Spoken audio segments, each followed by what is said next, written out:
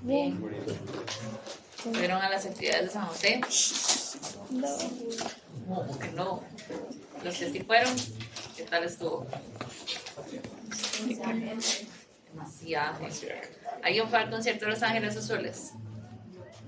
¿Qué tal? Muy bueno. ¿Cómo estaba la gente? Muy borracha. Pero había mucha gente, había poco. Había demasiada. Yo vi unas imágenes de esas que toman así desde arriba. Yo dije, Dios mío, yo tenía ganas de ir. Porque a mí me gustan todas las actividades que se hagan así. Pero yo después dije, ¿ustedes se imaginan el montón de gente llegar a la sabana, salir de la sabana, buscar dónde parquear, luego irse de ahí, salir de ahí, llegar a la casa quién sabe a qué horas, para levantarse, para ir a dar clases a las 7 de la mañana? Yo dije, no hay chance, no hay chance. No fui, pero bueno, que dicha que disfrutaron, que dicha que les fue bien. Y espero que les vaya bien esta semana. En términos de este curso, esta semana vamos a comenzar a ver el tema 3, ¿verdad? Esta semana particularmente vamos a ver el tema 3A, que tiene que ver con costos y beneficios que no se reflejan en los precios. Hoy específicamente vamos a ver qué son las externalidades, cómo se producen, si son buenas o malas y por qué, y cómo son los resultados que generan en el mercado. Y el jueves lo que vamos a hacer es ver cómo solucionamos esos problemas. ¿Y qué más? Y hay eso de que hacen las compañeras, las que estudian economía. Ajá, muy bien. Hay centro mañana, no, el miércoles, de 6 a 7 de la noche para que se conecten si tienen disponibilidad. ¿Algo más les iba a decir? En el quiz, algo que no sé si ya les dije, ya sé que le dije al grupo de la mañana, pero no sé si se los dije a ustedes. Entonces, si no se los he dicho, información nueva. Y si ya se los dije, entonces recordatorio. Tengan cuidado cuando utilizan ChatGPT, no solo porque ChatGPT se equivoca y lo que les dice no necesariamente es cierto o no es cierto del todo, sino que también ChatGPT no sabe que ustedes son compañeros, ¿verdad? Entonces usted le dice a ChatGPT, denme un ejemplo de X, Y, Z, ChatGPT se lo va a dar y él no va a decir, uy, sí es cierto, mira, aquella persona me está preguntando lo mismo y entonces le toca dar una respuesta diferente porque estos son compañeros y entonces cuando ellos respondan, entonces van a dar la misma respuesta y la profe se va a dar cuenta de que, en verdad, ChatGPT no va a hacer eso. Entonces, créanme que es muy fácil identificar cuando ustedes están utilizando o no algún tipo de inteligencia artificial. Por un lado. Por otro lado, esto muy probablemente no lo sepan, pero Mediación Virtual registra todas y cada una de las entradas que ustedes hacen al sitio. Entonces, cuando ustedes están haciendo el quiz y ustedes ponen, no sé, 3 palabras y borraron 2, Mediación Virtual registra que ustedes borraron 2, entonces introduce, digamos, como la hora de todas las actualizaciones que ustedes hagan de la pregunta. Entonces, yo sé, es muy poco probable que si yo les pido a ustedes escriban 10 líneas sobre algo, ustedes no van a hacer eso en 2 minutos. Nadie va a hacer eso en 2 minutos. Tal vez una persona especialista en el tema lo haga, ¿verdad? Pero una persona no va a durar 2 minutos respondiendo algo así, ¿verdad? Y una persona común y silvestre en general muy difícilmente va a escribir perfecto, ¿verdad? Entonces, darse cuenta de que ustedes están utilizando algo es sumamente fácil, no solo porque se ve, sino también porque Mediación Virtual registra incluso cuando ustedes copian y pegan algo. Entonces, pues, si yo detecto que alguien está utilizando algún tipo de inteligencia artificial, porque ya ni les diría que usan Wikipedia, ¿verdad? Porque yo creo que ya nadie usa eso. Pero si yo detecto que alguien lo está usando, lo voy a calificar en 0, ¿verdad? Entonces, por favor, no lo hagan. Yo, como docente, les aseguro que valoro muchísimo más una respuesta de ustedes que tiene faltas ortográficas, que tiene incongruencias en la redacción, pero que al final yo entiendo lo que ustedes me están diciendo, que una respuesta que viene 100%, entre comillas, ¿verdad?, correcta y sin errores. Entonces, pues sí, nada más ese era el comercial. Y ¿Algo que quieran decir, comentar, preguntar antes de empezar hoy? ¿No? Ok. Entonces, en general, ¿verdad? Lo que hemos venido conversando estas últimas semanas, los precios que observamos en el mercado son el resultado de la interacción tanto de la oferta como de la demanda, ¿verdad? Entonces, cuando observamos un precio en el mercado, ese precio no fue que alguien lo puso ahí ya, ¿verdad? Sino que es realmente el resultado de la interacción de la oferta y la demanda. Entonces, como es un resultado de ambas partes, estos precios que observamos deben decirnos ambas cosas, ¿verdad? O tienen, como por decirlo así, dos caras, ¿verdad? Un lado desde la oferta y un lado desde la demanda. Entonces, estos precios nos dicen, por un lado, cuánto cuesta producir el bien, ¿verdad? Y cuánto es en lo mínimo que yo estoy dispuesto a vender ese bien. Y por otro lado, también nos dicen cuál es la disposición de pago de las personas, ¿verdad? Entonces, también nos dicen la valoración que tienen las personas por diferentes bienes o servicios. Entonces, en la buena y sana teoría, los precios que observamos en los mercados deberían de decirnos todos los beneficios y todos los costos asociados a la producción y al consumo de una unidad adicional. Entonces, pensemos, por ejemplo, si existiera un precio en el mercado que no refleja todos los costos de la producción de ese bien. ¿Ese precio sería más alto o más bajo? Más alto o más bajo. No incluye todos los costos. Más bajo, ¿verdad? Y si el precio no incluye todos los beneficios, el precio es más alto o más bajo de lo que debería ser. Más alto, ¿verdad? Porque entonces eso quiere decir que existen algunos factores que las personas valoran o aprecian de ese bien, pero que no están tomando en cuenta, ¿verdad? Entonces, habíamos dicho también que la eficiencia en el mercado la lográbamos cumpliendo 3 condiciones. La primera condición era que los mercados fueran perfectamente competitivos. ¿Y eso qué significa? ¿O qué debía cumplir? Que todos, ok, esa es una condición, que todas las personas tienen la misma información. Que el precio es el costo marginal. Que el precio es igual al costo marginal. ¿Qué más? Los bienes son sustitutos perfectos entre sí, entonces a la gente le da igual comprarlo aquí o allá porque es la misma cosa. No hay poder de mercado. No hay poder de mercado. ¿Qué más? Nos falta una. La independencia entre la demanda.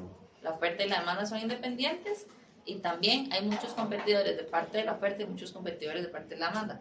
Entonces, cuando todas esas cosas se cumplen, lo que decíamos es que un mercado era perfectamente competitivo. Adicional a eso, debe suceder que los bienes transados carecen de externalidades, que eso es justamente lo que vamos a ver esta semana. Y por otro lado, los bienes transados deben ser bienes privados, que los bienes privados son excluyentes y rivales en el consumo. Todo lo que son recursos públicos y recursos comunes no se modelan en este tipo de escenarios, ¿verdad? Eso lo vamos a ver la semana, no esta semana, sino la semana que sigue. O sea, perdón, bueno sí, la semana que sigue. Entonces, nada más para tener un poco de contexto ahí, decimos que los bienes privados son excluyentes porque es posible excluir a aquellas personas que no pagan por él que utilicen el bien. Es decir, si ustedes no pagaron la Coca-Cola en la soda, no se la pueden llevar, ¿verdad? Y decimos que los bienes son rivales en el sentido de que una vez el bien es consumido, nadie más puede consumirlo. Entonces, por ejemplo, siguiendo el mismo, ¿verdad? Si ustedes se compran una Coca-Cola, nadie más puede comprarse esa Coca-Cola, ¿verdad? Puede comprarse otra, pero no esa misma. Entonces, esos casos los vamos a ver la próxima semana. Pero vean ustedes que únicamente con los puntos 2 y 3 vamos a encontrar un montón de situaciones en donde el mercado no es eficiente. O bien, el resultado que observamos no es el óptimo social.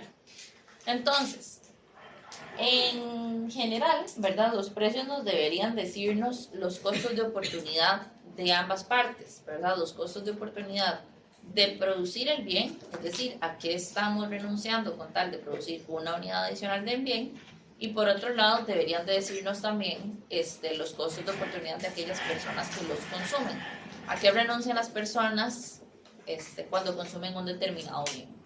¿Verdad? Entonces, en la buena y sana teoría, ¿verdad?, los precios que observamos en el mercado deberían ser precios correctos en el sentido de que nos dan toda la información que tenemos que saber sobre los beneficios y los costos que implica el uso o el consumo o la producción del bien, ¿verdad? Y bueno, ya concluimos, ¿verdad?, que si algún beneficio no se refleja en el precio termina siendo más alto de lo que debería ser. Si algún costo no se refleja en el precio termina siendo más bajo de lo que realmente debería ser. ¿Ok? ¿Qué? Las últimas dos cosas. Que si algún beneficio no se refleja en el precio termina siendo más alto de lo que debería ser. Y si algún costo no se refleja en el precio termina siendo más bajo de lo que debería ser. Pero una consulta, abajo de los costos, eso normalmente no se sabe, porque el objetivo del productor es obtener más de lo que produce. Ya vamos a ver. Entonces, por ejemplo, refleja el precio del cigarrillo todos los costos que le impone a la sociedad el fumado. Pregunta, ¿cuánto cuesta una cajetilla de cigarros? Como 1400. Como 1400. Bueno, espero que no se sepan el precio, espero que estén bateando. ¿Verdad? Pero, en general, ¿cuáles son los costos del fumado? La salud. Ok, ¿verdad? Enfermedades que una persona puede desarrollar. ¿Qué más? La familia. ¿La familia en qué sentido? Y hay gente que No no. lo quiere para no hacer esas cosas. Ok, espero que ese no sea el caso, pero ajá, puede ser. ¿Qué otra? Leer. ¿Cómo? También, o sea, lo que usted se puede enfermar, también los que están a su alrededor. Ajá, que si una persona fuma, no fuma sola, fuma con los que tiene alrededor, incluso si los otros no quieren fumar. Ajá, ¿qué más? Si no están como en un lugar abierto, como los muebles o en el carro y así, terminan como agarrando ese olor y con el tiempo se dañan más rápido. Ujú, es cierto, ¿qué más? Y la contaminación. La contaminación, ¿qué más? Por ejemplo, cuando no apagan bien como una colilla y se hace como un incendio o algo así. Ujú, ¿qué más? Todo el gasto de dinero. Que no lo quiere. El dinero, ajá, Si viene con el amor que no lo quiere, si huele mucho a cigarro y tienen que lavar más la ropa, porque si se dan cuenta. ah, pueden tener problemas sociales también. ¿Qué pasa cuando una persona se enferma en Costa Rica? ¿A dónde va? A la caja. Y cuando llegan a la caja y le dicen, sí, usted está así enfermo o enferma porque ha fumado demasiado toda su vida, no lo vamos a atender, salado. ¿Le dicen eso? No. No, ¿verdad? O sea, sería demasiado inhumano que le digan una cosa de esas. Entonces, vean que al final esto, ¿verdad? Los sistemas de salud terminan atendiendo todos estos casos y por ende los sistemas de salud terminan sobrecargándose más de lo que deberían estar, ¿verdad? Entonces vean que realmente el costo del cigarrillo, ¿verdad? O el costo de la cajetilla de cigarros no es solamente el costo que la persona asume cuando decide activamente fumar, ¿verdad? Sino que se impone una serie de consecuencias y de costos negativos sobre el resto, ¿verdad? Que la contaminación, que posibles accidentes, que enfermedades, que el seguro, que enfermedades en otras personas, ¿verdad? Entonces, vean que al final de cuentas, si este costo o si todos estos costos que estamos hablando no se incluyen en el precio final, ¿qué es lo que va a suceder con ese precio? Va a ser más bajo. Y como es más bajo, la gente consume más de lo que debería consumir. Entonces, este es un caso en donde los costos sociales, ¿verdad?, no se están incluyendo en el cálculo del precio, ¿verdad? Ahora, Por otro lado, el caso de las vacunas. Yo sé que el caso de las vacunas a veces es un poco extraño pensarlo, ¿verdad? Porque aquí en Costa Rica ustedes van al seguro, los vacunan y a ojos de ustedes la vacuna es gratis, ¿verdad? Porque la vacuna ustedes no tuvieron que hacer un desembolso de dinero para que se la pusieran, nada más pusieron el brazo y se fueron, ¿verdad? Entonces no es como que es gratis, ¿verdad? Pero no es gratis, alguien pagó por ella. Entonces, en general, imagínense que ustedes tuvieran que ir a inyectarse a una farmacia, ¿verdad? Y pagar por esa vacuna. ¿Quién refleja el precio de esa vacuna? Ajá. Transporte, Ajá. alimentación. Ujú. ¿Cuál es el beneficio que obtienen? Y salud. Ajá, prevenir, reducir la probabilidad de que me vaya a enfermar, no sé qué.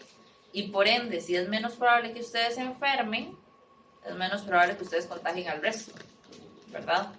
Entonces, ese efecto de la inmunidad de rebaño lo que genera es un beneficio externo al mercado de personas que no necesariamente se vacunaron, pero aún así se van a beneficiar de esto, ¿verdad? Entonces, el precio de la vacuna terminaría siendo más alto de lo que realmente debería ser.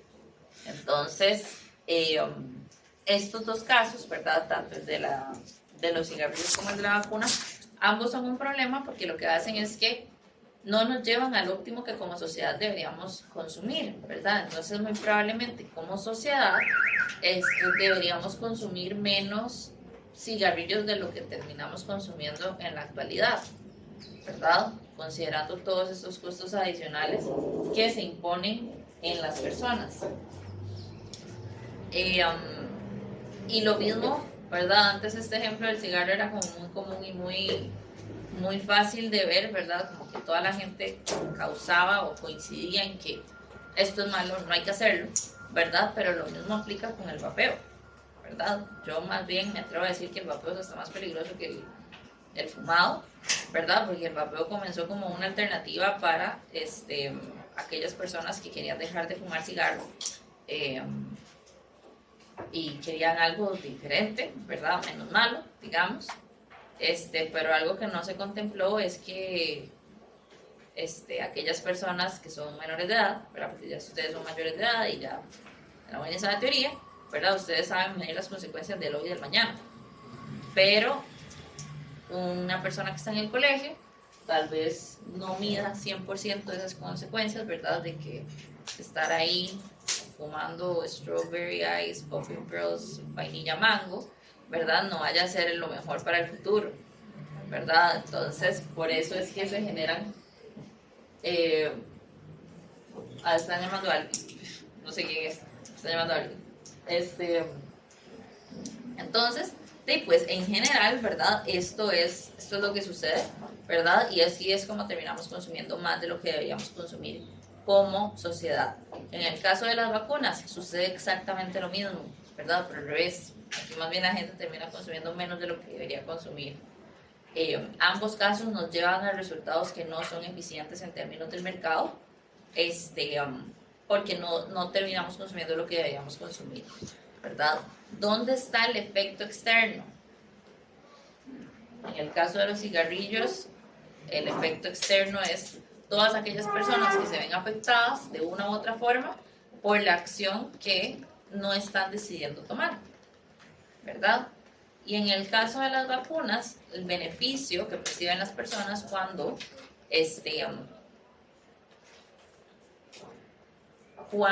otras deciden consumir esto por ellos, ¿verdad? Y al final el beneficio termina siendo hacia todos y todas.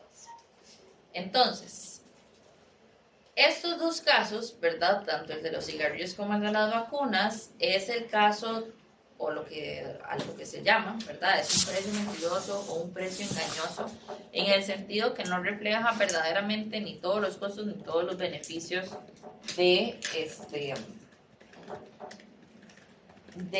el consumo o la producción de un bien, ¿verdad? Entonces, por eso es que se le llama externalidad, porque es externo a el resultado del mercado. Entonces, cuando tenemos precios mentirosos es un gran problema, porque entonces el precio, ¿verdad?, que es el mejor indicador del costo de oportunidad para las personas, no es verdadero. Entonces, ese costo de oportunidad con el que las personas toman decisiones tiene fallas, ¿verdad? Y lo que ocasiona es que no sea apropiado en términos de que no es el costo o no es el beneficio real, ¿verdad? Entonces decimos que las externalidades son beneficios o perjuicios por los que nadie paga y a los que nadie se le cobra. Son externos al mercado y son externos a los precios. Entonces, imaginémonos una situación un poco extraña, ¿verdad? Un poco rara, que alguien aquí empiece a fumar un cigarrillo.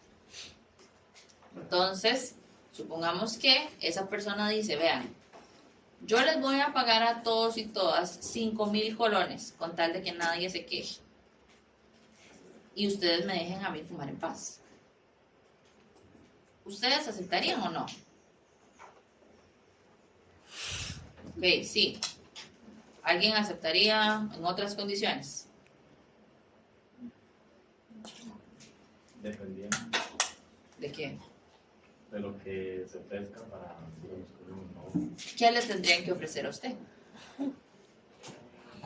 Un carro. Pero una hamburguesa de mata.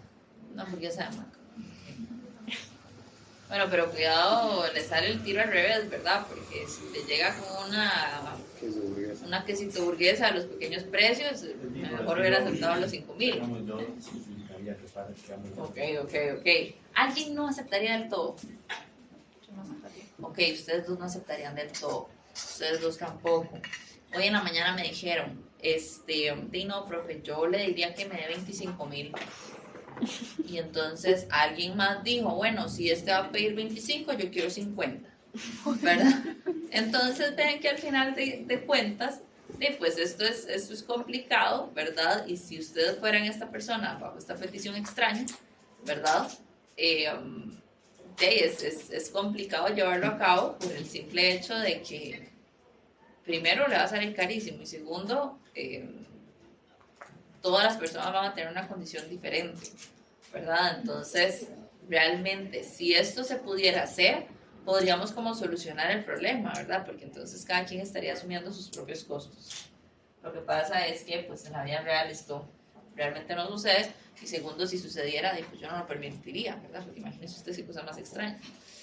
Y en el caso de las vacunas, ¿verdad? Cada persona decide vacunarse, ustedes van, se vacunan, pero nadie les compensa a ustedes eso, ¿verdad? Nadie dice como, bueno, no, muchísimas gracias por aportar a la inmunidad del rebaño de esta comunidad, le vamos a dar a usted X cantidad de dinero, ¿verdad? Eso no sucede. Entonces, por eso es que se dice que no es compensado y que nadie recibe, digamos, como una retribución por eso. Y eso también no puede tener que ver con uno de los incentivos que habíamos visto. Que hay como casos de países donde por irse a vacunar, como con un incentivo, les daban algo a cambio por eso. Exactamente. Ahí hicimos un salto en el tiempo a lo que vamos a ver el jueves, ¿verdad? Que realmente cuando este tipo de cosas pasan, digamos, como las externalidades positivas, que es como se llaman, las que tienen un efecto positivo, suceden, lo que pasa es que hay que generar algún tipo de incentivo para que las personas actúen de esta forma, ¿verdad? El incentivo, muchas veces el incentivo es monetario, ¿verdad? Entonces, en el caso de Costa Rica, el incentivo es monetario en el sentido de que la caja, ¿verdad?, subsidia estas vacunas. En otros casos, como ese caso que les había comentado yo hace unas semanas atrás, es un caso donde el incentivo más bien es como algo que no es monetario per se, ¿verdad? Pero sí es algo que motiva a las personas. Entonces, dicho esto, las externalidades pueden ser negativas o positivas. Las externalidades son negativas en el caso en el que hablemos de un costo no compensado que una persona o una empresa impone sobre otras personas. y puede ser una externalidad positiva en el caso en el que estemos hablando de un beneficio externo que recibe la sociedad, ya sea por el consumo o la producción de un determinado bien. Entonces, son externalidades porque estos efectos, tanto positivos como negativos, no se reflejan en el precio del bien, ¿verdad? Sino que nada más suceden. Y por otro lado, ¿verdad? Tenemos de dónde vienen. La devuelvo. ¿Puedes repetir la de positivo, por favor? Sí. Es el caso de un beneficio que se impone sobre terceros en la sociedad y ese beneficio no es compensado. Entonces, ¿dónde se originan las externalidades? En dos fuentes o en dos escenarios. Primero tenemos las externalidades de producción. Las externalidades de producción se generan cuando se produce un bien, ¿verdad? El mayor ejemplo de esto es como la contaminación ambiental. La contaminación no es un bien en sí, es decir, ninguna empresa se dedica a producir contaminación y venderla, ¿verdad? Sino que la contaminación es un producto de sus actividades diarias. Y el caso de la externalidad de consumo se genera cuando una persona, ¿verdad?, consume algún bien o servicio. Y eso tiene un efecto, ya sea positivo o negativo, sobre los demás. Entonces, los dos casos que vimos hasta el momento, el de los cigarros y el de las vacunas, son casos de externalidades de consumo, ¿verdad? Pensemos en casos de externalidades de producción. Como ya les decía, puede ser la contaminación ambiental que ya les dije, o hay otro que pasó hace unos cuantos pocos días, no mentiras, pocos días no, hace un tiempillo. Pero por aquí hay alguien de Concepción, de Tres Ríos, La Unión, por esos lados, una persona, 2, 3, ok, por esos lados, para los que no son de ahí, les cuento que ahí existe la IREX. ¿Qué hace la IREX? Jabón, y cloro, y desinfectante, y aromatizantes, y estos productos de limpieza, ¿verdad?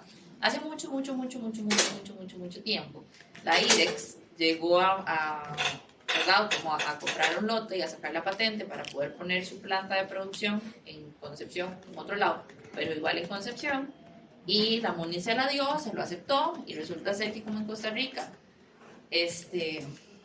lo que nunca hay es planificación, resulta ser que alrededor de la fábrica se empezaron a construir casitas de habitación para las personas.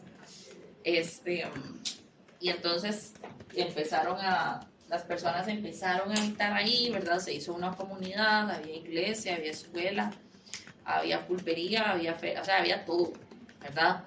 Y la MUNI de Tres Ríos cayó en cuenta y dijo, pucha, mira, esto como que no es una muy buena idea, ¿verdad? Porque pasa un accidente y hay un montón de gente ahí viviendo. Entonces ellos se fueron para la IREX y le dijeron, vea IREX, qué pena, yo le di a usted estos permisos, pero me acabo de caer en cuenta de que realmente de ahí a mí no me sirve que usted esté aquí porque fue un accidente y esto es un cartón. Y la IREX le dijo, bueno, yo entiendo, ¿verdad? No me hace mucha gracia, pero ni modo, ¿verdad? Porque si no me quitan los permisos. Entonces la IREX se pasó a su ubicación actual y adivinen qué pasó. Las personas que son de por ahí, ¿qué hay alrededor de la IREX? ¿Y qué más? Hay casitas, diagonal a la IREX está una escuela, a la par de la escuela está la iglesia, hacia el otro lado hay una pulpería. O sea, lo que pasó fue exactamente lo mismo. La gente empezó a construir casitas, viviendas y todo alrededor de esta nueva fábrica, ¿verdad? Un día, de la nada, los vecinos empiezan a sentir mal, ¿verdad? Los vecinos empiezan como a sentirse mareados, como con náuseas. La gente se empieza a descomponer, la gente dice, pero qué raro, ¿qué está pasando? La gente sale de la casa, se da cuenta de que el vecino está igual y que la del frente también, ¿verdad? Entonces ya todos empiezan a decir, bueno, eso está muy extraño. reportan, ¿verdad? Dicen como, bueno, es que algo está pasando aquí, pero nos está dando de todo. Y lo que se dan cuenta es que hubo una fuga de cloro en la IREX. Ahora, no del cloro con el que ustedes limpian el baño y el piso, no, el cloro con el que se hace el cloro, o sea, el cloro de verdad. Entonces, de ahí el cloro bajaba por las calles. Y a diferencia del cloro que ustedes usan, digamos, este otro cloro, el cloro diluido es como el que se usa. ajá, Y ese es el que... ese otro no huele a cloro, huele diferente. Entonces la gente olía, no, o sea, primero no huele tanto y segundo huele diferente. Entonces la gente no lograba identificar que lo que olía era cloro. Entonces, pues al final tuvieron que evacuar toda la zona, sacar a los vecinos, llevarlos a la Cruz Roja, evaluarlos, ¿verdad? Y al final fue todo un enredo. Y al final la IREX tuvo pues de que empezar a lavar las calles, ¿verdad? Empezar a correr ahí litros de agua y jabón con tal de limpiar las calles.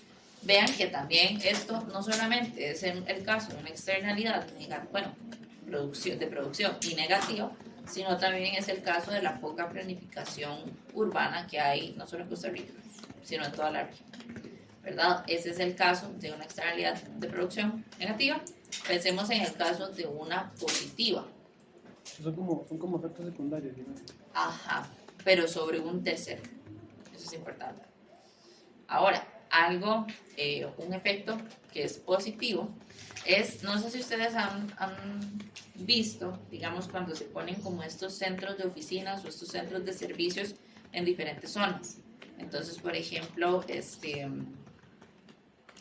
entre el Ríos Terra Campus, en Heredia, está esta que se llama el Cafetal, hay otra que se llama AFZ, hay otra que se llama Ultra Park. Todos esos centros de oficinas y servicios, no sé si ustedes han percatado, son pues, literal donde transnacionales vienen a contratar gente y a trabajar, ¿verdad? Pero alrededor lo que empiezan a surgir son soditas, restaurantes, pulperías, mini super, etcétera, etcétera, etcétera, ¿verdad?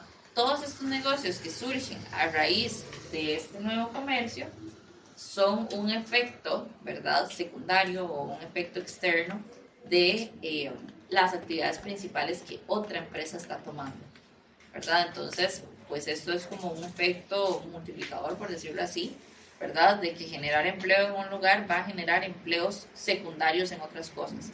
¿En qué? Pues en lo que se necesite, ¿verdad? Muy probablemente la cuestión de sodas, pulperías, mini supers es lo primerito que va a empezar a surgir, ¿verdad? Pero también se genera como más vida, por decirlo de alguna forma, en estas zonas aledañas. Ahora, ¿qué otros ejemplos se les ocurren a ustedes?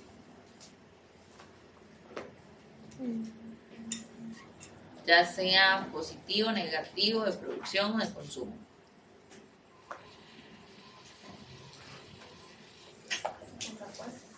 ¿Cómo? ¿En qué sentido?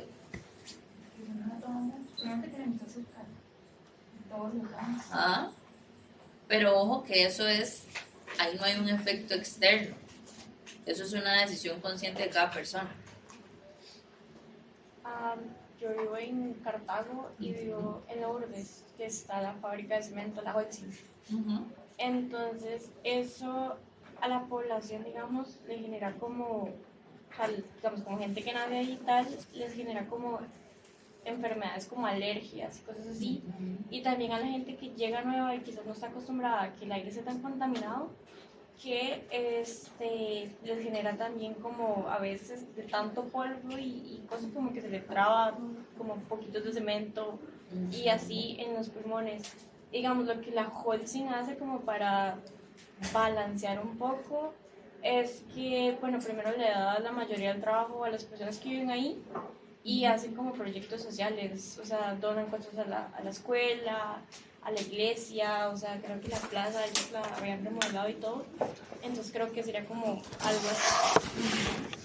Sí, es un buen ejemplo, ¿verdad? Es un ejemplo no solo de contaminación, sino de efectos adversos en la salud, ¿verdad? Y también una forma de cómo se internaliza, ¿verdad? Cómo se soluciona este problema es retribuyéndole a la comunidad de alguna forma. ¿Qué otro caso? ¿No pueden ver como algo que da efectos porque me puedo pensar como con una empresa así, que no sé, que también de contaminación o algo así, pero gracias a que esa empresa genera mucho empleo alrededor, entonces es como algo positivo y algo negativo. Sí y no, porque el efecto positivo, digamos que serían como los nuevos empleos, son un resultado del mercado, ¿verdad? Es decir, un acuerdo entre la empresa y los trabajadores. Entonces, este es el mercado, ¿verdad? El efecto externo sería la contaminación. Entonces, el beneficio del trabajo no es externo, sino que es interno al mercado. ¿Qué otra?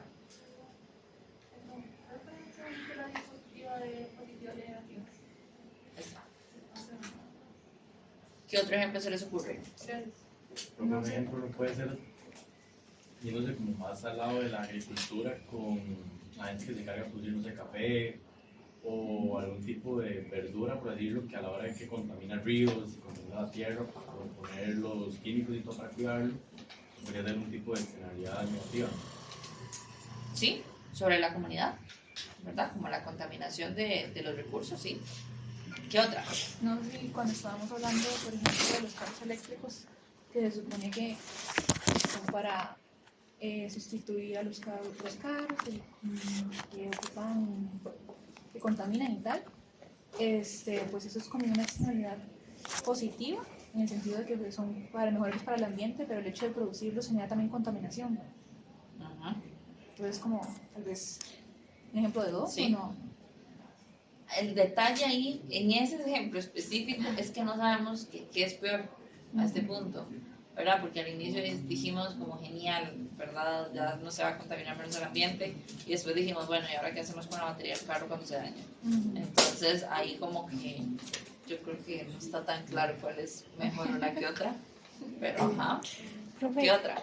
profe, esta externalidad no se parece un poco al costo de oportunidad en la parte de eso de que obviamente no, tal vez no se renuncia a algo, pero sí de ahí hay otros costos adicionales, entonces ahí se me parece un poquito al costo de oportunidad. Es un costo no considerado dentro del costo de oportunidad. No considerado. No considerado. ¿Qué otro ejemplo se les ocurre? Las piñeras, los efectos negativos que se generan sobre las comunidades. ¿Qué más? Tal vez McDonald's y las empresas de comida, ellos producen y no sé, cuando la gente o alguien se equivoca con el pedido, entonces la gente lo devuelve, ellos no reutilizan eso o no hacen algo al respecto, sino simplemente lo botan por cosas legales para no meterse en problemas legales y todo eso. No sé si eso sirve. En la buena y sana teoría, esas empresas que hacen ese tipo de cosas contemplan un porcentaje, digamos que X porcentaje de sus pedidos se pierden por lo que sea, se quemó, se dañó, lo devolvieron, lo botaron, lo que sea. Entonces en la buena y sana teoría eso está incluido dentro del costo que están cobrando en el resto de productos. Entonces en la buena y sana teoría eso está incluido. Andan muy negativos y negativas, pensemos en algo positivo, algún efecto positivo.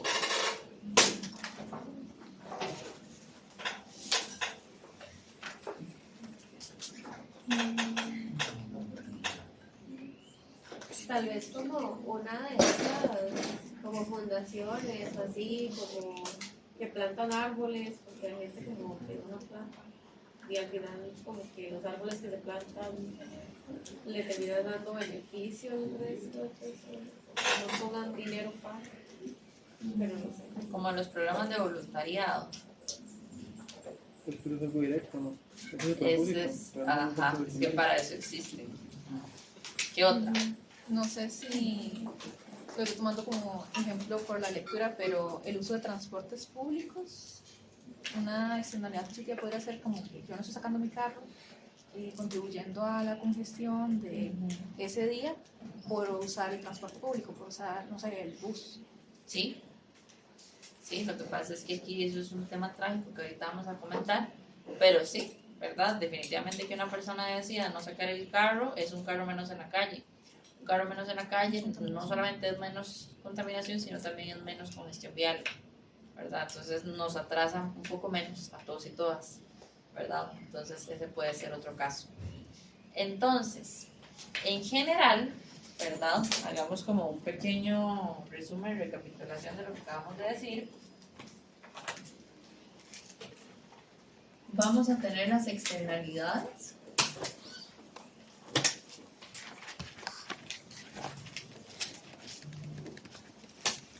Que en general se definen como un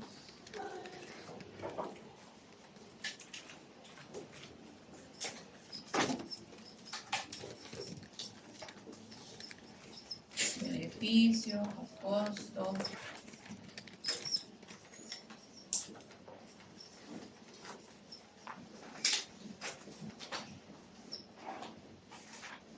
no compensado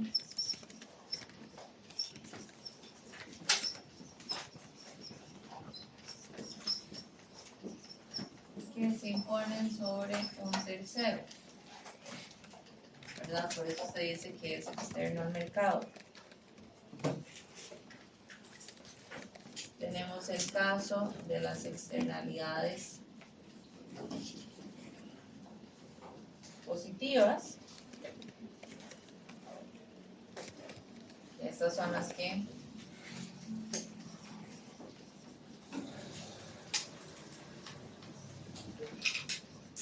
generan un beneficio externo.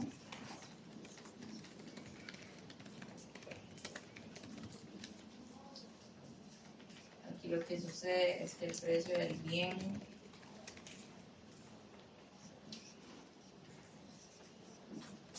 es más alto de lo que debería ser.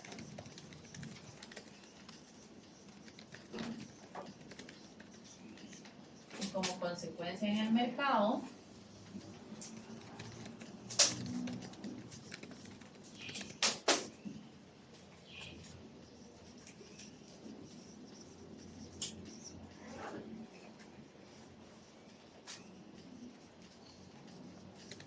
como sociedad terminamos consumiendo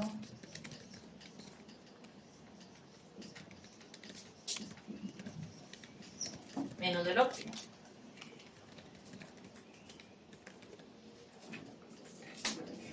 En el caso de las externalidades negativas, es al revés. Y más bien decimos que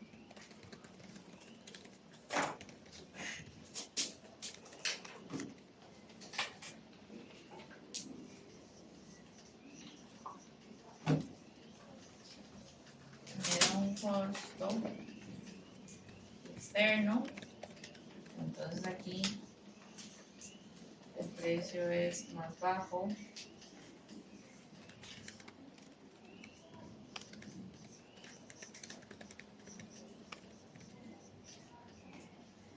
de lo que debería ser, entonces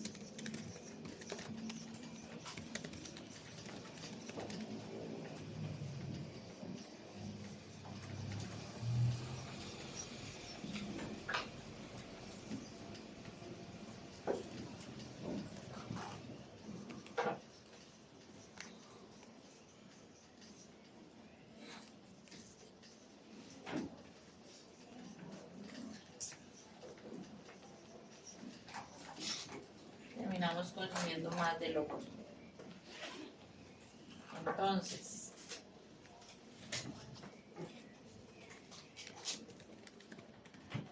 veamos casos particulares, ¿verdad? La contaminación ambiental, por ejemplo, podemos pensar en el precio de los automóviles y el precio del combustible, generan o reflejan fielmente los costos que se imponen sobre la sociedad.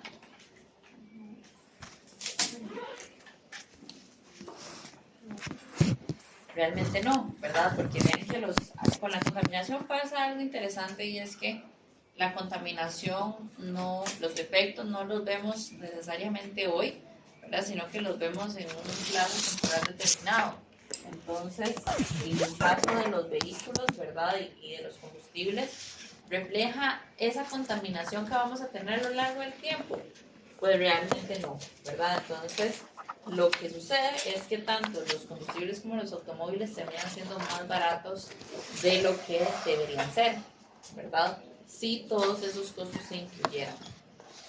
Ahora, otra pregunta, siguiendo este mismo cálculo de transporte. ¿En qué vinieron ustedes hoy a la U? Bus.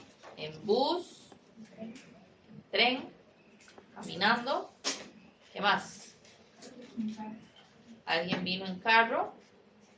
Las personas que vinieron en carro, ¿vinieron en Uber o vinieron porque alguien los trajo o vinieron ustedes manejando el carro y lo parquearon en el parqueo? ¿Cuál escenario? Los trajeron, ok. Usted manejó y se parqueó y todo, ok. ¿Quién más? ¿Solo una persona? Manejó, vino, se parqueó. Los trajeron, ok. ¿Cuánto duraron de su casa a aquí? Como una hora. 30, 40, ¿desde dónde? ¿De Ríos? Ajá. A la juega. A la Juela. ¿Y cuánto duró desde la Juela? Como una hora. Una hora, ok. ¿Qué más?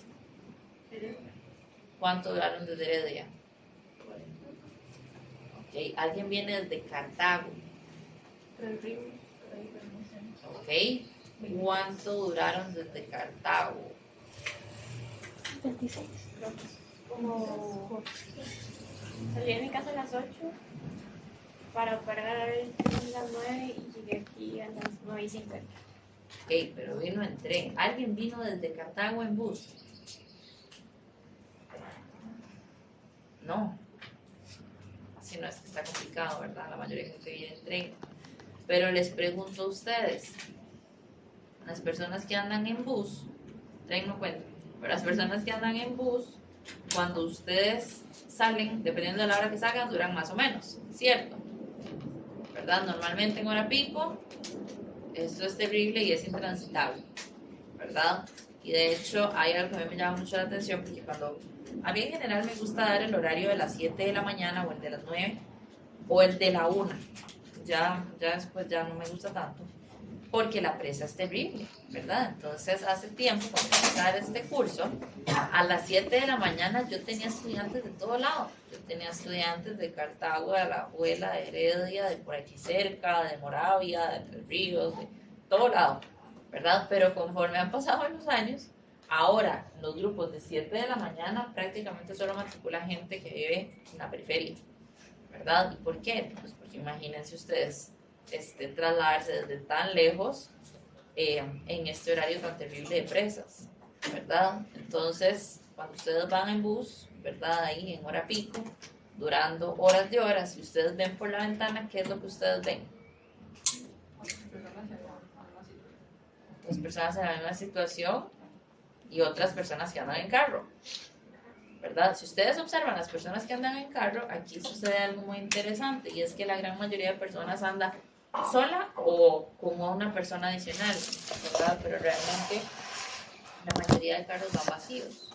Entonces, el precio de los vehículos incorpora este tema de la congestión vial que se impone sobre todos y todas.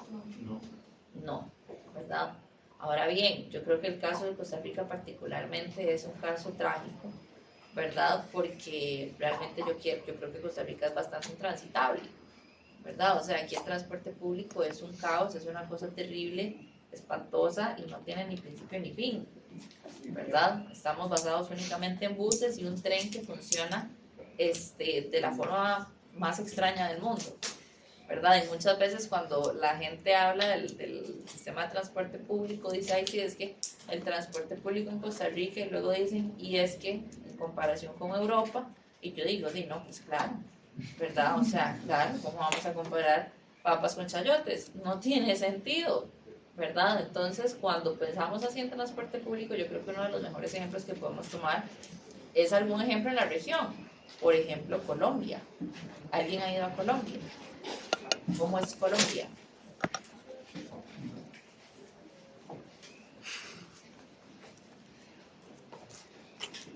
Yo recuerdo que el tema de los autobuses es increíble. Como su forma de vida es extremadamente rápido. ese tema es como completamente diferente. ¿sí? Pero lo que sí hay es que hay demasiadas motos. Hay demasiadas motos, es cierto, pero en general Colombia es bastante eficiente en eso. Ahora, si usted le pregunta a un colombiano cómo es el transporte público, el colombiano se va a quejar, ¿verdad? Porque como seres humanos somos un constante insatisfechos, ¿verdad? Entonces uno siempre se va a quejar de las cosas, pero realmente ellos tienen un sistema bastante avanzado para la región. Entonces, por ejemplo, esto que dicen del bus, ¿verdad? El bus tiene su carril propio, ¿verdad? Tiene su carril propio todo el día. Entonces, todo el día el bus tiene un único carril de bus, ¿verdad? Si pensamos en el tren, el sistema de ellos está diseñado para que ustedes tomen el tren aquí, ustedes se bajen aquí, y cuando ustedes se bajan aquí mismo, ustedes pueden agarrar ya sea un bus, pueden agarrar un teleférico, ¿verdad? Y ustedes pasan de un transporte público a otro en la misma estación, ¿verdad? Entonces todo está conectado para que realmente usted necesite andar en carro lo menos posible, ¿verdad? Y ahora bien, si nos vamos ya ahora sí al extremo de los extremos y pensamos en Europa, Europa funciona sin precedente alguno, ¿verdad? En Europa la mayoría de gente no tiene carro, no es porque no tienen plata, es porque no lo necesitan, ¿verdad? Entonces, sí, pues es muy diferente, ¿verdad? Hay algo que a mí siempre me sorprende demasiado, y es que aquí es como un choque de realidades. Uno en Costa Rica sale a esperar el bus, entonces uno espera el bus, y yo digo, ¿cómo que se espera el bus? ¿Verdad? Y a mí me parecía bastante normal, pero después me di cuenta de que en Europa la gente no espera el bus. En Europa el bus pasa, por ejemplo, a las 2:32 de la tarde. Entonces, como latino, ¿qué dice usted? ¿A qué hora pasa el bus?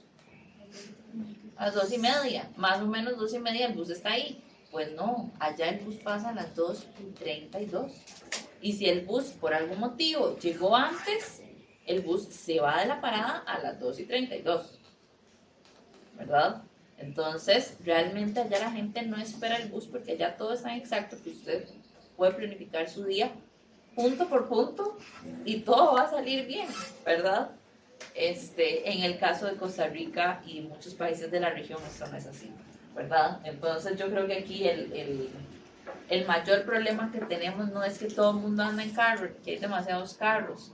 El problema que realmente tenemos es que para andar, lo más eficiente que tenemos es andar en carro, ¿verdad? Entonces yo creo que como prioridad del gobierno, si es que tiene prioridades esa gente, debería ser pues arreglar un poco esto, ¿verdad? Entonces, primero acá y luego acá. Sí, que yo quería mencionar eso mismo que usted está diciendo, de que la gente se queja siempre, porque mi hermana ya vive en el extranjero y como que a veces cuando nos llamamos está esperando como un tren o algo así, y ella se queda como de, ay, está atrasado 5 minutos. Y yo, ¿no se acuerda que en Costa Rica esperaba horas para agarrar un tren? Entonces como que, bueno, un bus. Entonces como que sí, que me parece curioso que por más bueno que sea un servicio, siempre hay que encontrar como manera de quejarse.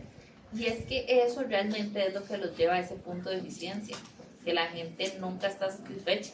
Entonces, como la gente nunca está satisfecha y siempre le encuentra un pero, siempre hay algo que mejorar. Y como siempre hay algo que mejorar, entonces es un sistema que está en constante mejora, ¿verdad? Bueno, aquí no. Sí. Pero allá, por supuesto, aquí es otra cosa, ¿verdad? Está por atrás. Porque el profe, bueno, yo llevo repertorio de problemas ecológicos en humanidades, entonces el profe, los temas que habla, un día nos dijo como que en teoría hay un estudio que salió de que en Costa Rica cada habitante, o sea, todos, hasta los bebés, en teoría deberían tener 3.5 carros. Ajá, hay O sea, per que, cápita o sea, 3.5 carros. 5 carros de la cantidad de gente que hay. Sí. Y bueno, yo no sé, pero yo no tengo ni uno.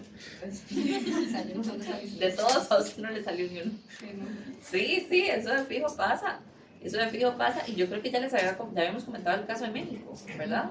De la cuestión de placas y todo. Aquí pasa exactamente lo mismo. Lo que pasa es que no hay un estudio que lo diga, ¿verdad? Pero aquí pasa exactamente lo mismo en el sentido de que la gente, para moverse sí o sí se mueve en carro, ¿verdad?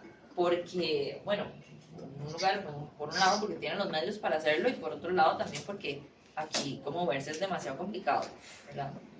Entonces, pues sí. Por otro lado, pensemos en los antibióticos. ¿Para qué sirven los antibióticos? Para curar. Para curar infecciones. ¿De qué tipo? De todos los tipos, ¿verdad? Bueno, o sea, no todos sirven para lo mismo, pero ajá, para eso sirven en general. Ahora, ¿por cuánto tiempo se tiene que tomar uno un antibiótico? Depende. ¿Dentro de cuánto y cuánto? Una semana, ¿verdad? Y más, si uno está un poco complicado. Días también. Ajá, es cierto. ¿Y más o menos cuándo se empieza a sentir bien? Como al tercer, cuarto día, dependiendo de qué tan grave está. ¿Y en qué momento se dejan ustedes de tomar los antibióticos? Cuando ya no estamos Sería cuando termine. Y en verdad, Cuando ya se siente bien uno. cuando usted ya se siente bien, entonces ya usted se deja de tomarse eso y ya, continúa su vida como si nada. ¿Verdad? ¿Cuál es el problema que tiene esto? Que no se termina de curar del todo. O que uno genera inmunidad a... Hay varios escenarios. Primero, que no se termine de curar del todo y al poquito tiempo se vuelve a enfermar. Otro, que genere inmunidad. Entonces, cuando le vuelvan a mandar el mismo antibiótico, ya no le haga efecto. O que es también un desperdicio. Y por otro lado, que es el efecto más grave, pienso yo, es que como la gente cada vez se hace más resistente a los antibióticos, cada vez tienen que hacer antibióticos más fuertes. Entonces, cada vez los antibióticos son más y más fuertes. Entonces, no sé si ustedes han visto, ¿verdad? Que cuando uno le manda un antibiótico, le dice, cuando se tome el antibiótico, coma algo, ¿verdad? ¿Y por qué? Para que no le caiga pesado el antibiótico. La gran mayoría de casos, ¿verdad? Uno termina con el estómago todo dolorido y todo, ¿verdad? Después de que termina el antibiótico, porque es un tratamiento muy, muy fuerte, ¿verdad? Entonces, cuando las personas no terminan de tomarse el antibiótico, lo que sucede es que al final, como sociedad, nos hacemos más resistentes a este tipo. Entonces hay que hacer antibióticos cada vez más fuertes y eso nos afecta pues a todos y todas, ¿verdad? Entonces, por eso, esta es una de las razones por las cuales la Caja hace tantas campañas e insiste tanto en que por favor la gente termine de tomar los tratamientos, ¿verdad? Porque al final es un efecto sobre toda la sociedad. ¿Queda claro? Pensemos en un caso positivo, que es el caso de la educación. ¿Ustedes por qué están aquí sentados y sentadas el día de hoy? Por un futuro. ¿Y ese futuro cómo es? Porque si no trabajan, no toco. Si no trabajan, ¿qué van a hacer? bombardeado. Entonces, ustedes están aquí estudiando porque ¿qué? Para ser profesional. Para ser profesionales y eventualmente tener un trabajo que les permita tener un ingreso que les permita vivir al menos como viven ahorita. Y en el mejor de los escenarios, mejor de como viven ahorita. ¿Cierto? Esa es la idea. Nadie está aquí sentado pensando en que le va a salir al revés, ¿cierto? Entonces, ¿me recuerdan rápidamente sus carreras, porfis? Aduanas, dirección de empresas, ingeniería civil, ¿más? ¿Nada más? ¿Qué los estudian ustedes? ¿Hay gente de derecho? A ver, hay unos cuantos de derecho. En general, ¿verdad? Cuando ustedes tomaron la decisión de que iban a estudiar, pensaron en estas cosas, ¿cierto? Pensaron en ser profesionales, tener un mejor futuro, un mejor ingreso, bla, bla, bla, toda esa historia. Ustedes pensaron en la cantidad de vidas que ustedes iban a impactar positivamente. No. Sí. ¿No? Sí. Ok. En algunos casos sí, en algunos casos no, ¿verdad? En algunos casos sucede que normalmente como la gente que estudia medicina y así, No, pero eso, ¿verdad? eso es Piensan como que vamos a salvar vidas, ¿verdad? Sí. Entonces, Bueno, a eso se van a dedicar, ¿no? Pero es como, pero alguien que estudia esto, como, que puede salvar, digamos. Alguien que estudia, no, de derecho sí, pero. De ¿Qué hecho, va a salvar? en un ¿qué negocio, van a hacer? Bueno, en un O sea, negocio que se puede salvar más. vidas así, como que de vida o muerte, pues, A eso me diría yo refiero. que ninguna. Pero si vamos a ir. Diría yo que ninguna, pero por ejemplo, la gente que estudia ahorita dirección de empresas, yo digo, bueno, ¿cuántos negocios irán a ayudar a ustedes en el futuro? Por ejemplo, ¿cuántos emprendedores irán ustedes a apoyar de forma positiva, de manera tal que sean empresas que luego surjan y que esas empresas que surjan generen más empleos y generen desarrollo? A ver, todo siempre va a tener un impacto positivo independientemente de lo que ustedes estudien. Lo que es cierto es que cuando la gente toma la decisión de qué es lo que va a estudiar, muchas veces no considera este efecto, ¿verdad? Y no los crucifico por eso. La gran mayoría de gente toma la decisión así, pensando únicamente en su beneficio propio. Pero lo cierto es que lo que sea que ustedes terminen haciendo, espero yo, ¿verdad? Yo los veo ahí después haciendo feo, va a tener un impacto positivo de alguna u otra forma sobre la vida de los demás, ¿verdad? E incluso los datos hablan, ¿verdad?, de que sociedades con un logro educativo más alto terminan teniendo mejores resultados a nivel macroeconómico. Entonces terminan con menores niveles de pobreza, terminan tomando mejores decisiones políticas, decisiones más democráticas, mejor acceso a salud y al mismo tiempo a la misma educación, ¿verdad? Son sociedades más desarrolladas en todo sentido, ¿verdad? Entonces, cuando hablamos de los efectos positivos de la educación, no solamente hablamos de cómo va a mejorar la vida de ustedes, sino también cómo va a mejorar la vida de todas las personas que ustedes están alrededor, ¿verdad? Por ponerles un ejemplo, hace unos cuantos años salió un estudio que lo que hacía era un análisis de cómo sería Costa Rica con y sin universidades públicas, ¿verdad? Entonces, lo que encontraban, ¿verdad? Y lo que decían ellos era que si las universidades públicas en Costa Rica no hubiesen existido, Costa Rica tendría un retroceso o un retraso, como lo quieran ver, de aproximadamente 25 años. Entonces, eso se ve en términos de infraestructura, de carreteras, de acceso a la información. Estaríamos terribles. Más de lo que estamos. Más de lo que estamos, imagínense. Entonces, al final de cuentas, lo que se encuentra, ¿verdad?, es que la educación tiene efectos positivos de cualquier escenario y desde cualquier punto de vista que ustedes lo vean, ¿verdad? Entonces, por eso es que la educación, en una u otra forma, siempre está subvencionada, ¿verdad? Por ejemplo, primaria y secundaria estás financiada al 100% por el Estado. Entonces, cuando ustedes son niños y niñas y adolescentes, únicamente tienen que ir a matricular, bueno, los tienen que llevar a matricularse, ¿verdad? Y cuando ingresan a la universidad, si tienen el privilegio de ingresar a una universidad pública, ¿cuánto pagan ustedes al año? Bueno, yo sé que hay muchos que son de primer ingreso, pero hagamos cuentas. ¿Cuánto pagan por un semestre sin beca? No. Digamos que llevan a tope. 200. 400. No. No, se cobran máximo 12 créditos, entonces son 116.000, creo. Se cobran máximo 12 créditos. Casi Entonces, 200. si ustedes llevan 5, les cobran 5. Si llevan 12, les cobran 12. Si llevan 24, que yo no lo recomiendo, nunca saben. Si llevan 24, les cobran 12. Entonces, al final, eso hace que ustedes por semestre paguen aproximadamente, como máximo, unos 200 y pico de mil, ¿verdad? Supongamos que llevan un cursillo de verano porque son bien intensos y bien intensas. Al final, si ustedes hacen la suma anual de lo que pagaron a la U, no debería darles más de $500,000 de colones. ¿Cuánto pagarían ustedes en una universidad privada? 1 millón por 4. Imagínense, 43 millones de colones, una carrera. Yo ayer justamente estaba hablando de eso con unos amigos míos que están creo que es en la Latina.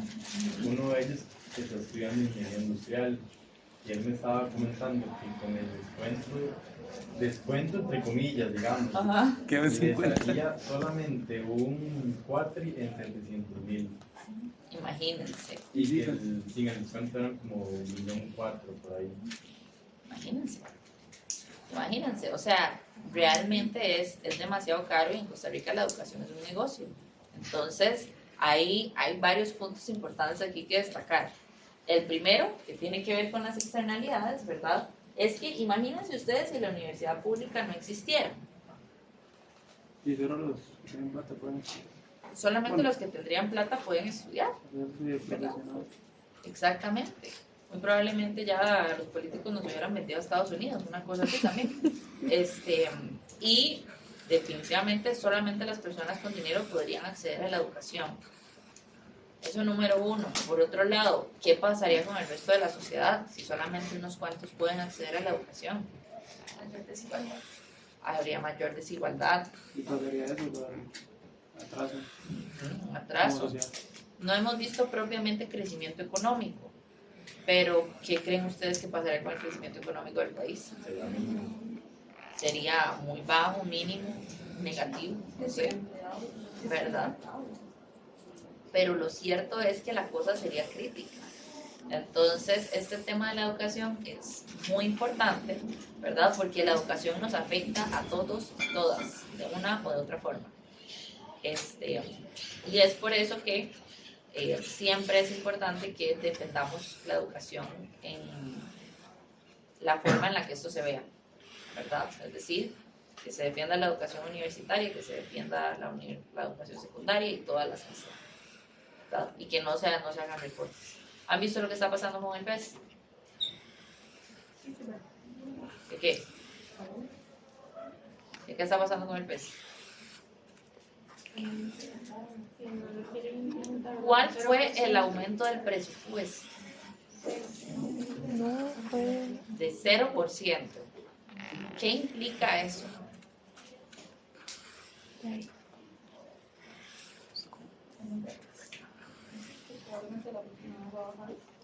Implica menos todo. O sea, no solamente es menos becas, implica menos cupos, implica menos infraestructura, implica menos investigación, menos acción social, implica menos todo, ¿verdad? Entonces, realmente, ¿cómo explicar eso? Realmente yo no sabría decirles más allá de un berrinche político, ¿verdad?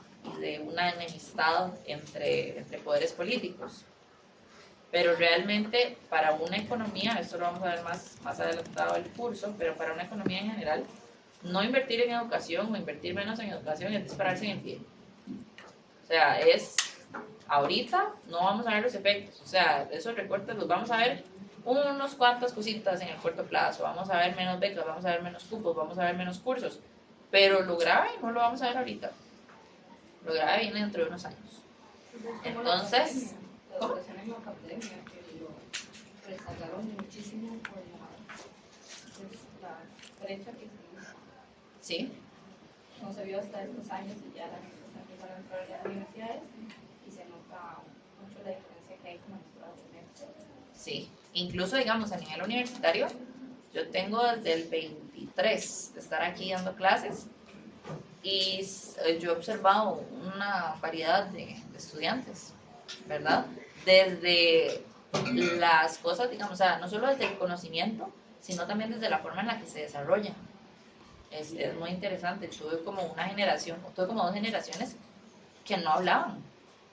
O sea, no hablaban, ni conmigo ni entre ellos, ¿verdad? Entonces era bien raro porque yo decía, sí, seguramente no me quieren hablar porque yo soy la profe, y entonces como que hay una brecha ahí, ¿verdad?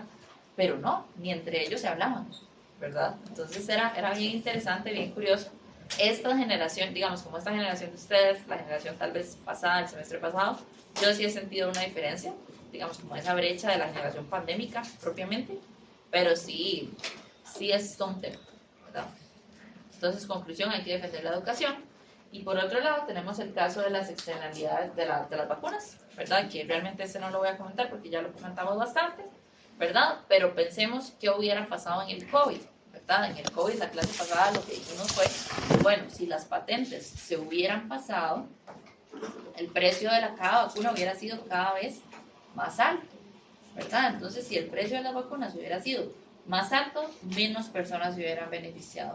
Entonces, en general, lo que debía suceder era que más bien el precio fuera más bajo para poder hacer más grandes estos efectos positivos, ¿verdad? Entonces, les voy a adelantar esto, pero lo vamos a ver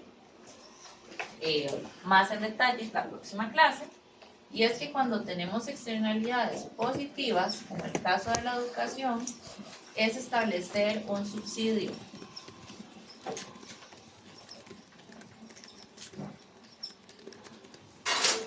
¿verdad? En el caso de la educación, en el caso de las vacunas.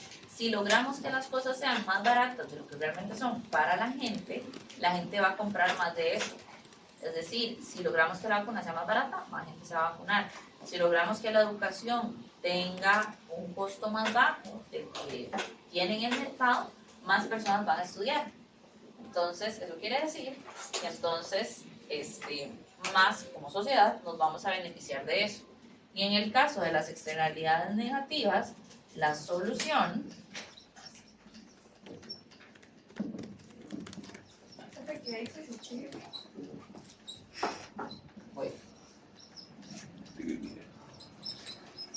la solución de las externalidades negativas va a ser un impuesto pigouviano. No es un impuesto o un subsidio tal cual, el término correcto es pigouviano. Por el momento, créanme, el jueves les detallo qué es lo que significa, pero pigouviano viene de Pigou, y Pigou es el señor que propuso esto. Entonces se le dio el nombre en honor al señor que propuso la teoría de por qué, lo que vamos a ver, funciona y tiene sentido hacerlo. Pigouviano. Pigouviano. Sí. Entonces, hasta acá, ¿alguna duda, consulta o queja? No. Fue maravilloso. Entonces, si no tienen dudas, consultas o quejas, nos vemos la próxima clase, el jueves, y me quedo con